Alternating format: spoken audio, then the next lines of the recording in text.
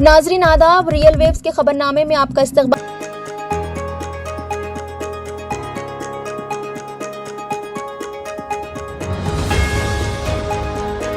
حیدرآباد کے پرانے شہر میں ریئل اسٹیٹ تاجر طارق علی عرف بابا خان نامی 40 سالہ شخص کو نامعلوم افراد نے انتہائی بے دردی سے قتل کر دیا۔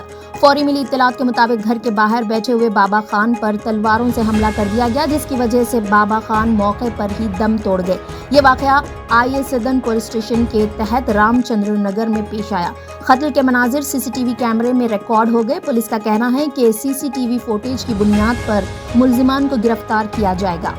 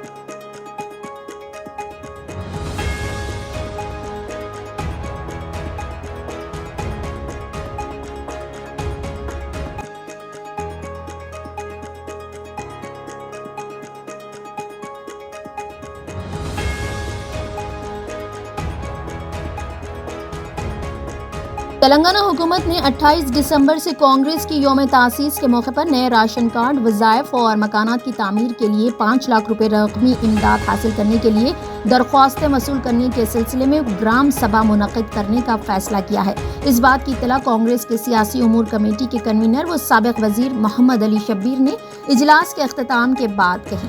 انہوں نے گاندھی بھون میں پریس کانفرنس سے خطاب کرتے ہوئے کہا کہ 28 دسمبر سے ہر گرام پنچایت میں گرام سبھا منعقد ہوگی اور اسی دن سے ریاست بھر میں کانگریس کی ضمانتوں سے متعلق درخواستیں بھی قبول کی جائیں گی، جن میں مہالکشمی اسکیم کے تحت ہر خاتون کو ماہانہ 2500 روپے کی امداد، 500 روپے میں گیس سلنڈر اور دیگر ضمانتیں شامل رہیں گی۔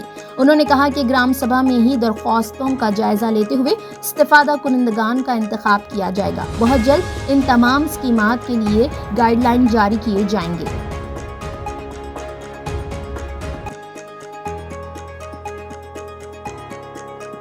چین میں پیر کی آدھی رات کو آئے طاقتور زلزلے میں 100 سے زیادہ افراد ہلاک ہو گئے۔ ریکٹر اسکیل پر زلزلے کی شدت 6.2 ریکارڈ کی گئی ہے۔ چین کے ارتھ کوئک نیٹ ورک سینٹر کا کہنا ہے کہ زلزلے کے شدید جھٹکے آتے ہی لوگوں میں دہشت پھیل گئی، جو نیند سے بیدار ہو کر اپنے گھروں سے خوف کے عالم میں باہر نکل پڑے۔ چین کی سرکاری میڈیا کے مطابق زلزلے سے اب تک شمال مغربی چین کے صوبے گھانسو میں 100 اور کنگھئی صوبے میں 11 افراد ہلاک ہو چکے ہیں۔ ملک کی بلیو اسکائی ریسکیو ٹیم راحت اور بچاؤ کے کاموں میں مصروف ہے۔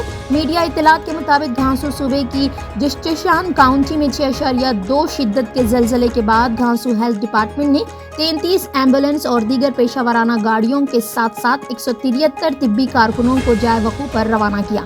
صوبے کنگھئی نے متاثرہ علاقے میں امدادی کارروائیوں کے لیے 68 ایمبولینسوں اور 40 سے زائد صوبائی اور میونسپل ماہرین کو بھی روانہ کیا۔ آج صبح 6:30 تک متاثرہ علاقے میں 300 سے زائد زخمیوں کا علاج کیا گیا۔ نیشنل ہیلتھ کمیشن نے بھی فوری طور پر طبی ایمرجنسی ریسپانس فورس کو روانہ کر دیا۔ सूबे कनगई के हाइड्रोविंग में जलजले से बड़ा नुकसान हुआ है। खड़ी इमारतें जमींदोज हो गई। इमारतों के मलबे में फंसे लोगों को निकालने की कोशिश की जा रही है।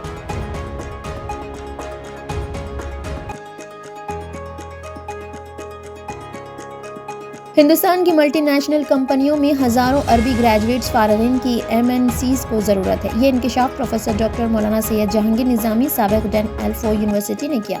वो 17 दिसंबर की शाम media plus auditorium Nizamia complex Hyderabad में इदारे अदब इस्लामी हिंद हल्का तेलंगाना की जानिब से मुनक़दा आलमी यौम अरबी ज़ुबान कॉन्फ्रेंस 2023 से मुखातिब थे।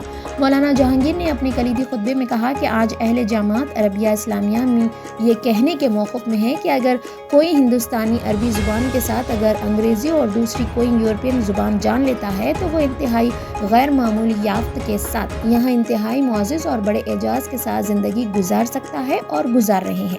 मौलाना फ़हीम अख्तर नदवी सदर शोबे इस्लामियात मौलाना आज़ाद उर्दू यूनिवर्सिटी हैदराबाद ने दूसरे सेशन की सदारत फरमाई। उन्होंने इस सेशन में पढ़े गए मकालेजात का जिक्र करते हुए कहा कि ये वक्त की अहम ज़रूरत है कि अरबी ज़ुबान व अदब और कुरान फ़हमी के लिए इस जैसी तकारीब का इनेकाद अमल में लाया जाए। उन्होंने कहा कि अरबी ज़ुबान वाकई मुश्किल है लेकिन कुरान मजीद की ज़ुबान बहुत आसान है। उन्होंने कहा कि अरबी बहुत वसी ज़ुबान है और इसके लिए सख्त मेहनत की ज़रूरत होती है। आराब के ज़रिए मायने और मफ़हूम बदल जाते हैं। उन्होंने उम्मत मुस्लिमा पर जोर दिया कि वो कुरान को समझे। कुरान फ़हमी के ज़रिए नमाजें सही अदा की जा सकती है और उसमें खुशू व खुजू पैदा होगा।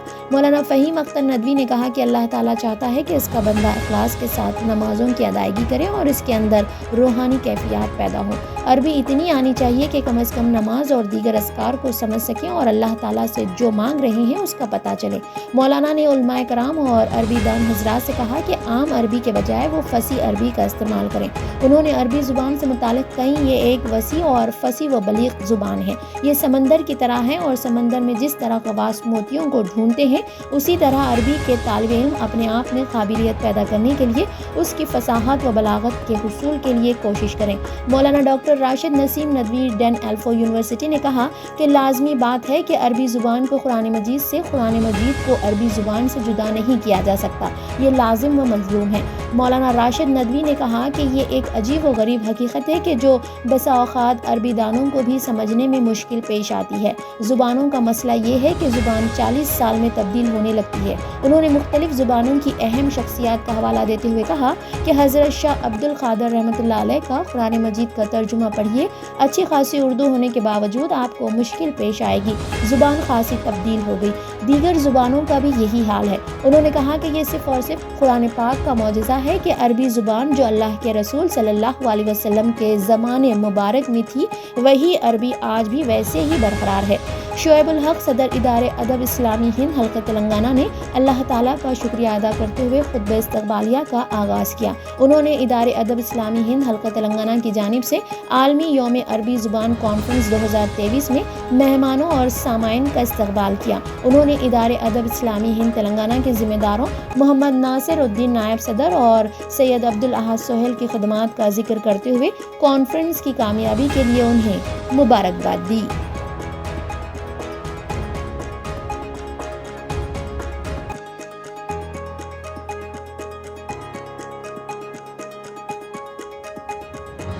मुल्क की चंद रियासतों और मरकजी ज़ेर इंतज़ाम इलाकों में कोविड-19 के केसेस में हालिया इजाफा और मुल्क में कोविड-19 की नई किस्म JN1 का पहला मामला सामने आने के बाद मरकजी हुकूमत ने चौकसी अख्तियार की है। हेल्थ सेक्रेटरी ने रियासतों और मरकजी ज़ेर इंतज़ाम इलाकों को मकतूब रवाना करते हुए मुल्क में कोविड-19 की सूरत हाल पर लगातार नज़र रखने की हिदायत दी है। उन्होंने कहा कि मरकज़ और रियासती हुकूमत के माबैन लगातार तालमेल के ज़रिए हम कोविड मामलों को कम रखने में कामयाब रहे हैं, लेकिन कोविड-19 वायरस मौजूद है और हिंदुस्तान की मौसमियाती खुसूसियात के साथ इसका रुझान तय हो गया है। लिहाजा सेहत आमा के चैलेंजों से निमटने के लिए कोशिशें जारी रखना अहम है। मरकजी हेल्थ सेक्रेटरी ने कोविड-19 पर काबू पाने और इसके बंदोबस्त के लिए दर्ज झैल हिकमत अमली का मशवरा दिया है। नंबर 1, आने वाले त्योहारों को देखते हुए रियासत को हिदायत दी गई है कि बीमारी फैलने की रोकथाम के इक़दाम करें। नंबर 2, रियासतों से कहा गया है कि सेहत और ख़ानदानी बहबूद की वजारत की जानिब से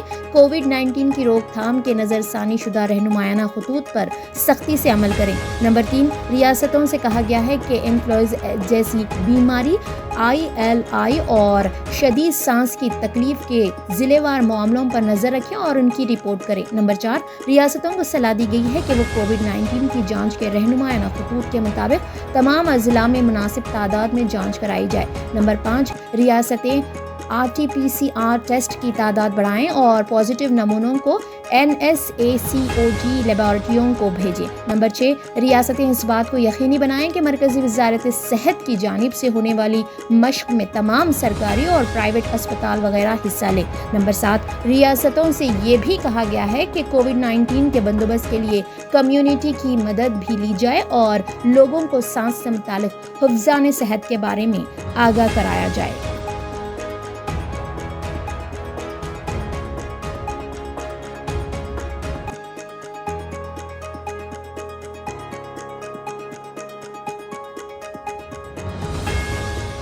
الہ آباد ہائی کورٹ نے گیانوپی مسجد معاملے میں مسلمانوں کی جانب سے دائر درخواستوں کو خارج کر دیا۔ عدالت نے مسلمانوں کی جانب سے دائر 5 درخواستوں کو خارج کر دیا۔ ہائی کورٹ نے وارانسی کی عدالت کو اس معاملے کی جانچ 6 ماہ کے اندر مکمل کرنے کی ہدایت دی ہے۔ معلوم ہوا ہے کہ ہندوؤں نے گیانوپی مسجد میں پوجا کرنے کا موقع فراہم کرنے کی درخواست دائر کی ہے۔ اسی درخواست کی بنیاد پر اس مسجد میں ایک سائنسی سروے کیا گیا۔ وہ رپورٹ میں حال ہی میں عدالت میں پیش کی گئی، تاہم الہ آباد ہائی کورٹ نے آج مسلمانوں کی جانب سے ہندو درخواستوں کو چیلنج کرنے والی درخواستوں کو مسترد کر دیا۔ مسلمانوں نے کل 5 عرضیاں دائر کی، جن میں سنی سینٹرل وقف بورڈ اور انجمن انتظامیہ مسجد کمیٹی کی عرضیاں شامل ہیں۔